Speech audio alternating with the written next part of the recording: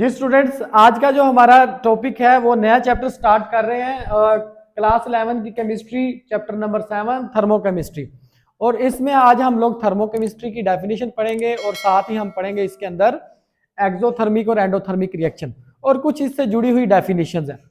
सबसे पहले तो हमारे पास है जी थर्मोकेमिस्ट्री क्या होती है। दो वर्ड से मिलकर बनी हुई है। ये थर्म का मतलब होता है हीट और केमिस्ट्री जिसके अंदर आप रिएक्शन स्टडी करते हो। तो इसकी डेफिनेशन फिर क्या बनेगी? Branch of chemistry in which we study heat. Branch of chemistry in which we study heat changes during a reaction. Chemistry की वो ब्रांच जिसके अंदर हम क्या स्टडी करते हैं, किसी भी रिएक्शन के दौरान जो हीट रिलीज हो रही है या अब्जॉर्ब हो रही है। चेंजेस मतलब रिलीज भी हो सकती है, अब्जॉर्ब भी हो सकती है। अब whenever a physical or a chemical change takes place, energy change occurs। जब कभी भी कोई फिजिकल या केमिकल चेंज होगी, जब भी होगी तो एनर्जी लाजमी चेंज होगी। ये आपने पढ़ा था। डिफरेंट सब्सटेंसेस की एनर्जी डिफरेंट होती है, ठीक है। And substances exist because they possess different energies. तो यहां पर देखें, हमारी बुक की ये टेक्स्ट लाइन है, ये देखो, substances exist because they possess energy. Substances exist करते हैं because they possess energy. Different substances has different energies. इस ये चल रही है ना इसकी लाइट, माइक सही रिकॉर्ड हो रहा है ना, पता चले पूरी वीडियो रिकॉर्ड हो जाए। अच्छा, different substances exist because they possess different energies. Different substances has different energies. दो सब्सटेंस की जो डिफरेंट है उनकी एनर्जी कभी भी सेम नहीं हो सकती। अब देखो, in a reaction heat is evolved or absorbed. एक रिएक्शन के अंदर या तो हीट इवॉल्व होगी, ठीक है, या अब्सॉर्ब होगी। जब हीट इवॉल्व होगी या अब्सॉर्ब होगी तो इसका मतलब है रिएक्टेंट और प्रोडक्ट की एनर्जी कभी भी सेम नहीं हो सकती। रिएक्टेंट और प्रोडक्ट की एनर्जी कभी भी सेम नहीं हो सकती। तो अब जो भी रिएक्शन होगा उसमें हीट चेंज होगी। हीट चेंज होगी तो जो हीट चेंज होगी उसको हीट ऑफ रिएक्शन बोलेंगे। हीट चेंज दो तरह से होती है, या रिलीज या अब्सॉर्ब। अब heat released or absorbed during a reaction is called heat of reaction. क्या कहते हैं? Heat of reaction. एक होती है इंथैल्पी ऑफ रिएक्शन। अगर heat of reaction at constant temperature और प्रेशर पर लेंगे ना, हीट ऑफ रिएक्शन मेजर करेंगे तो उसको एंथैल्पी ऑफ, देखो, हीट चेंजेस यानी evolved or absorbed during a reaction at constant temperature and pressure is called enthalpy change. Enthalpy हम लोग पढ़ते हैं, ये H से रिप्रेजेंट किया जाता है।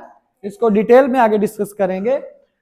अब एक क्वेश्चन आता है, एक्सरसाइज में भी है, what are thermochemical equations. Thermochemical equations क्या है, एग्जांपल दीजिए।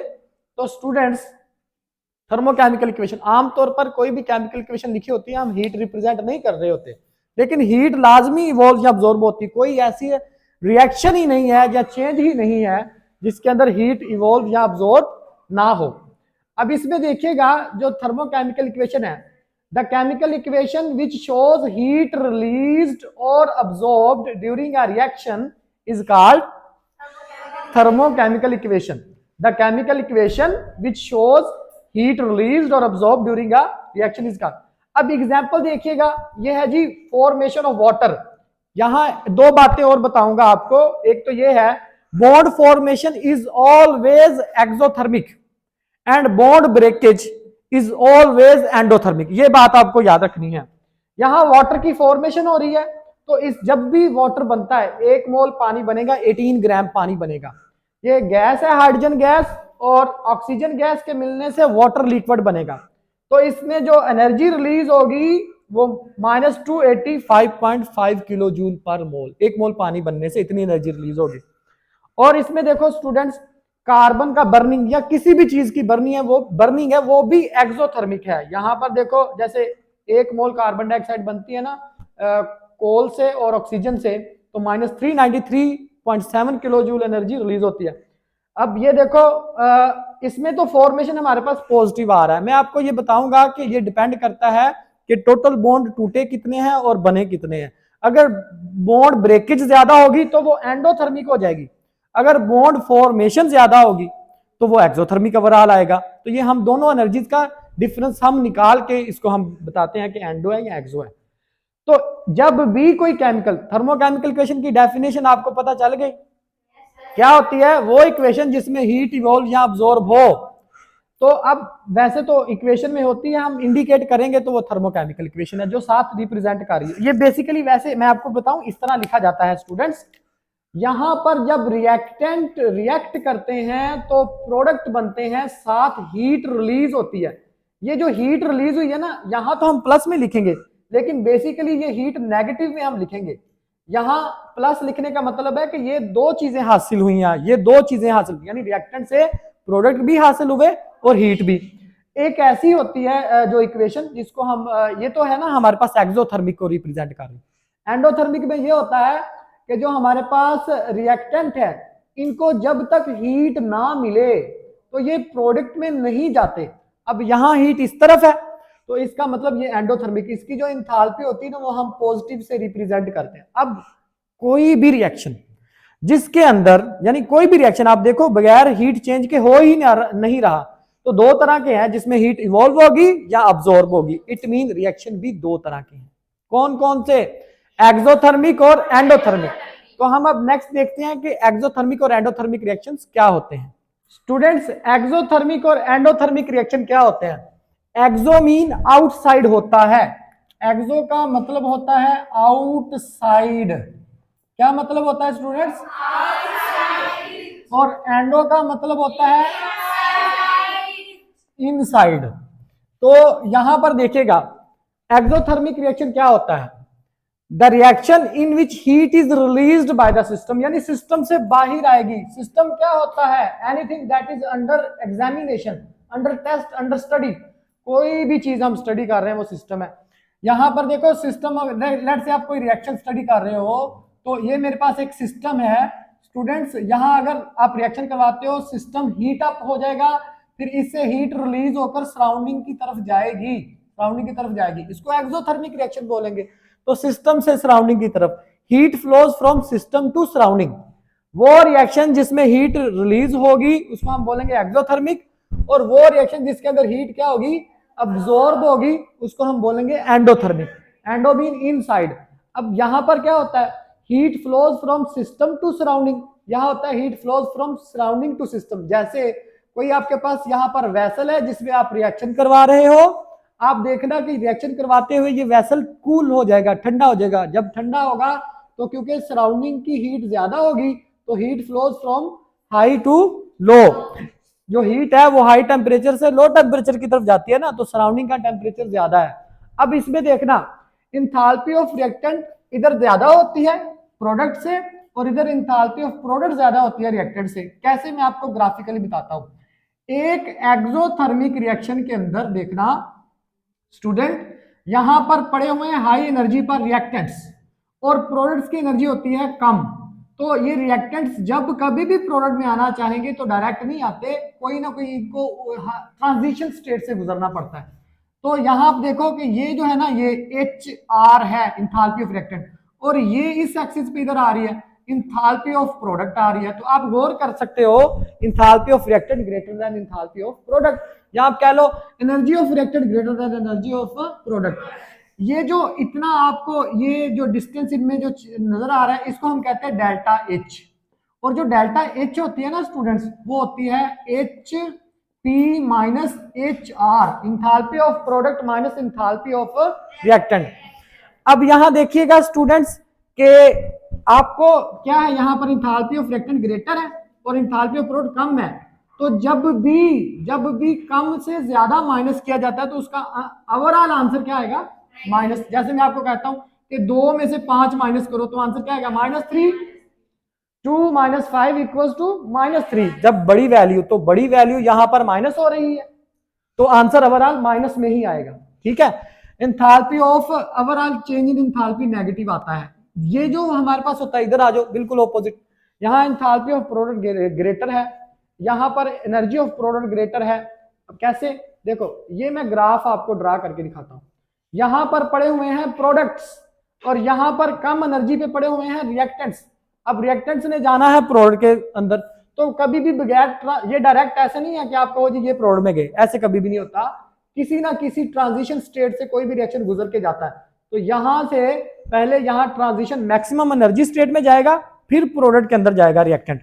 तो स्टूडेंट्स ये जो है ना, यहां पर आप देख लो, ये है HP इंथैल्पी ऑफ प्रोडक्ट, और ये जो है हमारे पास ये है इंथैल्पी ऑफ रिएक्टेंट, और इनके दरमियान में ये जो डिफरेंस आ रहा है ये डेल्टा H है, इंथैल्पी ऑफ। अब देखो इंथैल्पी ऑफ जो चेंज इन इंथैल्पी है वो प्रोडक्ट माइनस रिएक्टेंट होती है, तो यहां पर तो ओवरऑल आंसर पॉजिटिव ही आएगा। एक्सोथर्मिक रिएक्शन यूजुअली स्पॉन्टेनियस होते हैं, endothermic reaction usually non spontaneous होते हैं, लेकिन हमेशा ऐसे नहीं होता।